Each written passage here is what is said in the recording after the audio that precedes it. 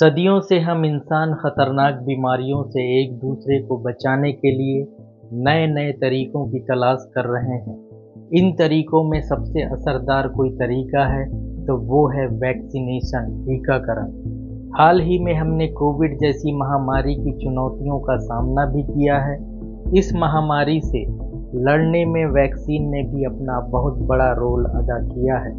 हमने देखा कि कैसे बहुत ही कम समय में इसे डेवलप किया गया और इमरजेंसी यूज़ के लिए अप्रूवल दिया गया, जबकि पहले किसी भी दूसरी वैक्सीन को इतने कम समय में डेवलप नहीं किया गया था। हमने देखा कि कैसे इस महामारी ने पूरी दुनिया को अपनी गिरफ्त में ले लिया। यही कारण था कि इसे इमरजेंसी अप्रूवल दिया गया था। कई साल पहले की बात हो या आज की, किसी भी दूसरी मेडिकल इन्वेंशन की तुलना में वैक्सीन ने बहुत ज़्यादा लोगों की जान बचाई है।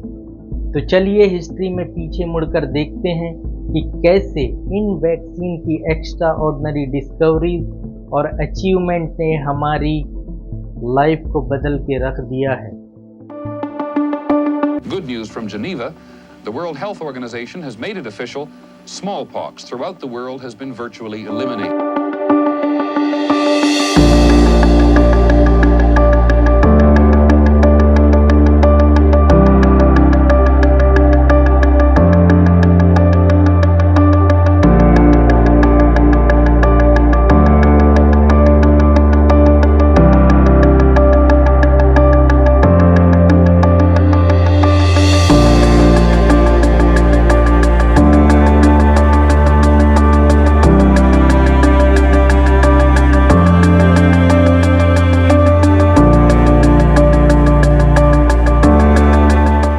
पंद्रहवीं शताब्दी के आसपास ऐसा देखने को मिला कि दुनिया के अलग अलग हिस्सों में लोगों ने जानबूझकर हेल्दी लोगों को चेचक, स्मॉल पॉक्स से बीमार लोगों के कांटेक्ट में लाया।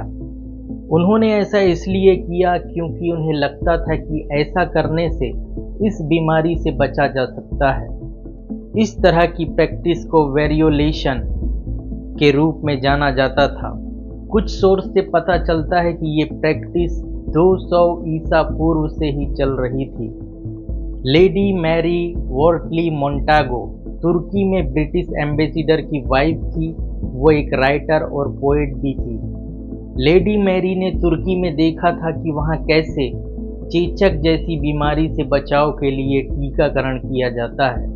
इस तरह की प्रैक्टिस में बीमारी फैलाने वाले बैक्टीरिया को इंटेंशनली इंसानों के शरीर में सुई या नीडल की मदद से डाला जाता था, ताकि शरीर इस बीमारी से लड़ने के लिए अपने आप को रेडी कर ले। 1721 में लेडी मैरी वर्टली मोंटागो जब यूरोप वापस लौटी, तब वो इस चेचक के टीके को अपने साथ लेकर आईं और अपनी दोनों बेटियों को चेचक का टीका लगवाया। इस तरह यूरोप में भी टीकाकरण या इनऑक्यूलेशन की शुरुआत हुई। 1774 में बेंजामिन जेस्टी ने परिकल्पना या जिसे हाइपोथेसिस कहते हैं को आधार बनाकर एक टेस्ट किया। बेंजामिन की हाइपोथेसिस के अनुसार अगर किसी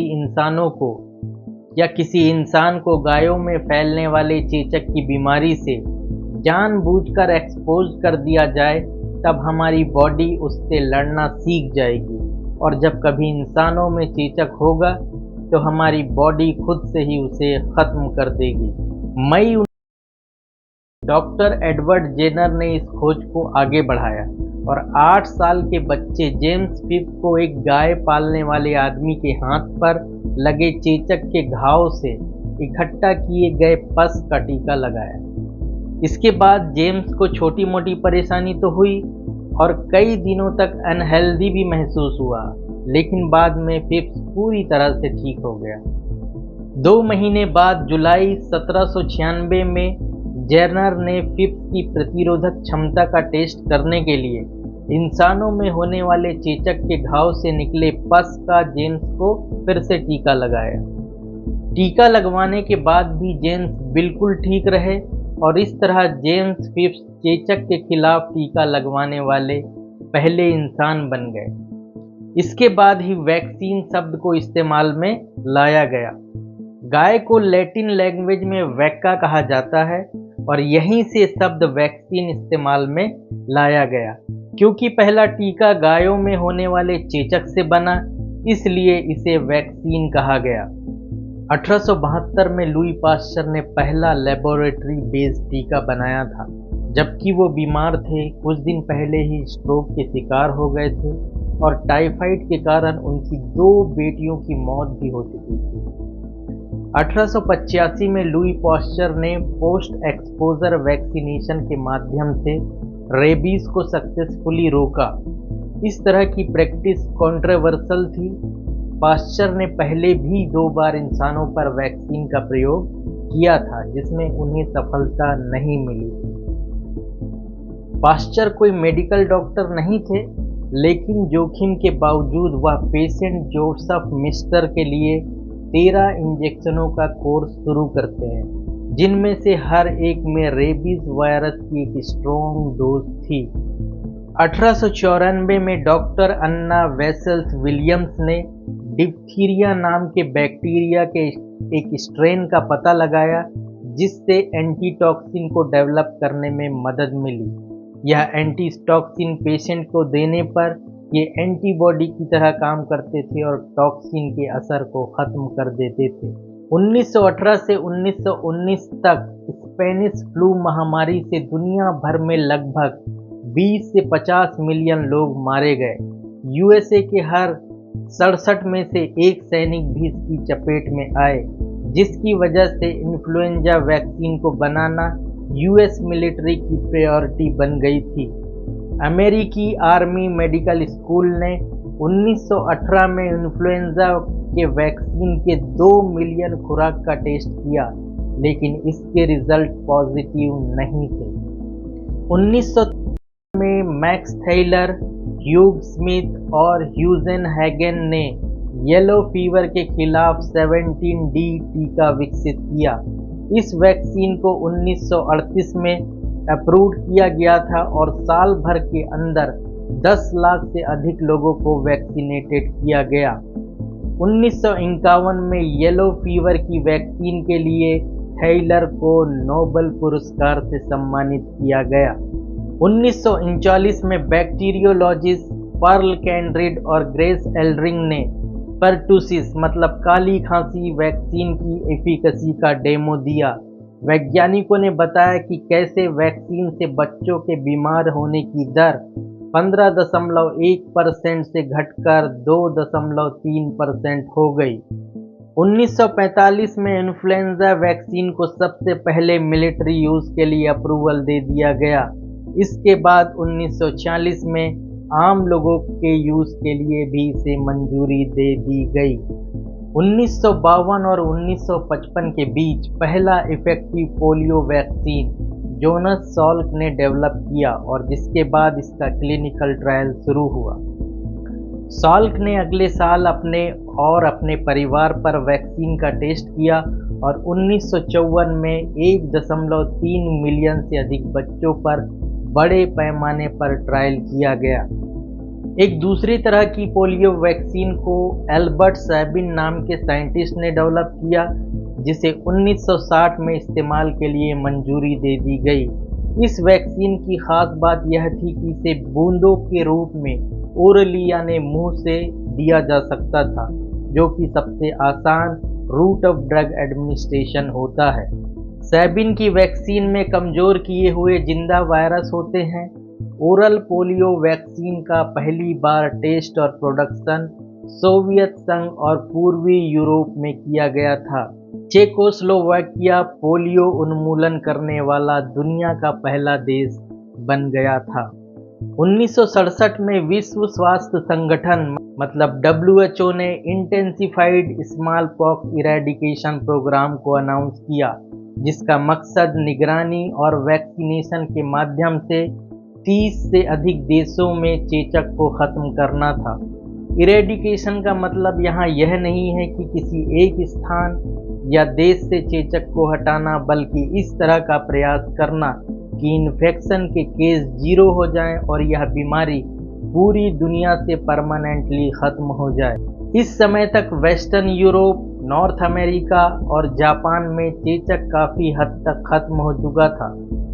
इस अनाउंसमेंट के बाद वर्ल्ड लेवल पर ऐसी एकजुटता देखने को मिली जो पहले कभी भी नहीं देखी गई थी। इस समय संयुक्त राज्य अमेरिका मतलब यूएसए और सोवियत संघ मतलब रसिया के बीच शीत युद्ध भी चल रहा था। इसके बावजूद दोनों देश इस कार्यक्रम के लिए एकजुट थे।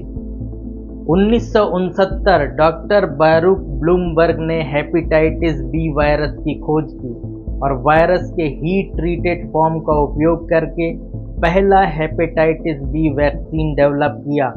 इस वैक्सीन के डेवलपमेंट में ब्लूमबर्ग के साथ माइक्रोबायोलॉजिस्ट इरविंग मिल्कमैन ने भी इम्पोर्टेंट रोल प्ले किया। प्लाज्मा ड्राइव्ड इनएक्टिवेटेड वैक्सीन को 1981 से 1990 तक के कमर्शियल यूज़ के लिए अप्रूव किया गया और 1986 में जेनेटिकली इंजीनियर्ड वैक्सीन को डेवलप किया जो आज भी इस्तेमाल में लाई जा रही है। 1971 में खसरे के टीके को मम्स और रूबेला के खिलाफ हाल ही में डेवलप वैक्सीन के साथ मिलाकर डॉक्टर मॉरिस हिलमैन द्वारा सिंगल वैक्सीन MMR बनाया गया। 1974 में WHO ने expanded programme on immunisation EPI की दुनिया भर में शुरुआत की। EPI की टारगेट बीमारियां डिप्थीरिया, खसरा, पोलियो, टेटनस, TB और काली खांसी थी। 1978 में एक पॉलीसेक्राइड वैक्सीन को लाइसेंस दिया गया जो न्यूमोकॉकल निमोनिया के 14 अलग अलग स्ट्रेन से बचाता था और 1983 में इसे 23 स्ट्रेन से बचाने के लिए एक्सपांड किया गया। 1980 में वर्ल्ड हेल्थ असेंबली ने certification of small pox eradication के लिए WHO गोल्ड कमीशन की सिफारिश पर काम करते हुए चेचक उन्मूलन की घोषणा की। दुनिया भर के लोगों ने चेचक से मुक्ति पा ली जो प्राचीन काल से कई देशों में महामारी के रूप में फैलने वाली सबसे खतरनाक बीमारी थी जिससे डेथ, ब्लाइंडनेस और अपंगता हो जाया करती थी। 1970 से 1980 के दशक में संयुक्त राज्य अमेरिका में काली खांसी के मामले 1976 में अब तक के सबसे निचले स्तर पर पहुंच गए थे। 1985 में haemophilus influenza type B HIV के कारण होने वाली बीमारियों के खिलाफ पहली वैक्सीन को लाइसेंस दिया गया। David H. स्मिथ ने इसका प्रोडक्शन करने के लिए एक कंपनी की शुरुआत की। इसके पहले स्मिथ और पोर्टर W. एंडरसन जूनियर 1968 से वैक्सीन पर एक साथ काम कर रहे थे। 1988 में चेचक के इरेडिकेशन के बाद WHO ने ग्लोबल पोलियो इरेडिकेशन इनिशिएटिव शुरू किया। 1980 के दशक के बाद पोलियो 125 देशों में एंडेमिक था और इसका पहला लक्ष्य 2000 तक इसको पूरी तरह से ख़त्म करना था। 1994 तक अमेरिका ने पोलियो का पूरी तरह से खात्मा किया। इसके बाद 2002 में यूरोप से और 2014 में यह हमारे देश भारत से भी पूरी तरह से ख़त्म हो गया। 1995 में एनी सेजरवेस्की ने एक टीम को लीड किया जिसने सर्वाइकल कैंसर का पता लगाने और स्क्रीनिंग में ह्यूमन पेपिलोमा वायरस HPV के रोल का ब्लूप्रिंट तैयार किया और इसके बाद शोधकर्ताओं ने HPV वैक्सीन पर काम शुरू किया। HPV वायरस बहुत आम है, अक्सर कम से कम लक्षणों के साथ, लेकिन ज़्यादा जोखिम वाले HPV स्ट्रेन कई मेडिकल कंडीशन, खास तौर से सर्वाइकल कैंसर का कारण बन सकते हैं। सेजरवेस्की बाइवेलेंट HPV वैक्सीन के डेवलपमेंट में प्रमुख इन्वेस्टिगेटर थे। 1999 में छोटे बच्चों में गंभीर डायरिया रोग का सबसे आम कारण माना जाने वाले रोटा वायरस के खिलाफ पहला टीका बना, लेकिन इसे मंजूरी मिलने के 1 साल बाद ही इसे वापस लेना पड़ा। इसके वापस लेने का कारण था इसे लेने के बाद होने वाली गंभीर आंतों की समस्या। इसके बाद 2006 में एक नई वैक्सीन आई जिसको लेने पर यह पहली वाली वैक्सीन से कम जोखिम थी। 100 से अधिक देशों में इसका उपयोग होने में 2019 तक का समय लग गया। 2006 में ह्यूमन पेपिलोमा वायरस के लिए पहला टीका आया। HPV टीकाकरण सर्वाइकल कैंसर को खत्म करने के प्रयास का एक इम्पोर्टेंट हिस्सा बन गया था। 2016 में मेनिंजाइटिस वैक्सीन प्रोजेक्ट की सफलता यह बताती है कि पब्लिक प्राइवेट पार्टनरशिप वैक्सीन को डेवलप करने में बहुत ही इम्पोर्टेंट रोल प्ले कर सकती है। शुरुआती 5 सालों में ही इस वैक्सीन ने अफ्रीका के मेनिंजाइटिस बेल्ट देशों में सेरो ग्रुप ए मेनिंगोकोकल बीमारी को लगभग खत्म कर दिया और अब इसे रूटीन नेशनल इम्यूनाइजेशन प्रोग्राम में शामिल किया गया है। 2019 में घाना, मलावी, केनिया में malaria vaccine pilot implementation programme शुरू किया गया। RTS वैक्सीन पहला टीका है जो छोटे बच्चों में मलेरिया के सबसे घातक और सबसे प्रचलित स्ट्रेन को काफ़ी हद तक कम कर सकता है। इस ग्रुप में बीमारी से मरने का सबसे अधिक खतरा भी होता है। 30 जनवरी 2020 को WHO के डायरेक्टर जनरल ने नोवेल कोरोना वायरस 2019 SARS-CoV-2 के प्रकोप को दुनिया के लिए पब्लिक इमरजेंसी डिक्लेयर किया। 11 मार्च को WHO ने कंफर्म किया कि कोविड-19 एक महामारी है। इफेक्टिव कोविड-19 वैक्सीन का डेवलपमेंट, प्रोडक्शन और डिस्ट्रीब्यूशन पहली बार बहुत कम समय में हुआ, जिसके लिए पहली बार नई mRNA तकनीक का उपयोग हुआ। दिसंबर 2020 में कोविड-19 का पहला मामला सामने आने के ठीक 1 साल बाद पहली कोविड-19 की वैक्सीन खुराक दी गई। 2 शताब्दियों से अधिक समय से लोगों को घातक बीमारियों के खिलाफ टीका लगाया जाता रहा है, जिसकी शुरुआत चेचक के टीके के रूप में की गई थी। इतिहास ने हमें सिखाया कि कैसे टीके से रोकी जा सकने वाली बीमारियों के लिए full and effective global response के लिए टाइम, फाइनेंशियल सपोर्ट और सहयोग की ज़रूरत होती है। इसके अलावा लगातार विजिलेंस की आवश्यकता भी होती है।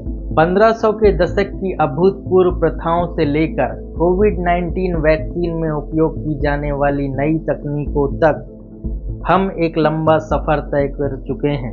टीके अब निमोनिया से लेकर सर्वाइकल कैंसर और इबोला तक 20 से अधिक बीमारियों से बचाने में मदद करते हैं और सिर्फ पिछले 30 वर्षों में बच्चों की मृत्यु में 50% से अधिक की गिरावट आई है, जिसका मुख्य श्रेय वैक्सीन को जाता है। लेकिन और भी कुछ किया जाना अभी बाकी है।